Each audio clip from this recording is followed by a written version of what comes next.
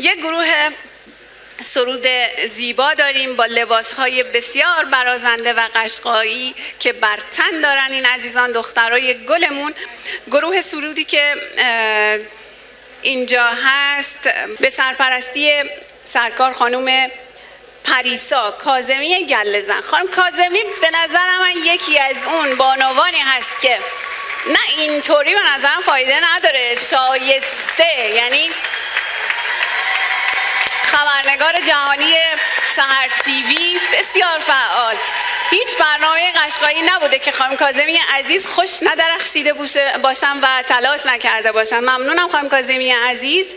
آهنگساز این گروه جناب آقای دکتر رسول یعقوبی و شعر از شاعر توانمند جناب آقای عوض‌الله سفری کشکولی. هر دو بزرگ و عزیز در سالن و در جمع و بین ما هستند. خیر مقدم میگم بهشون و دست مریزاد. دخترای نازنین، من سن رو به شما میسپارم، بفرمایین، گوش جان میسپاریم به هنرنمایی قشنگتون.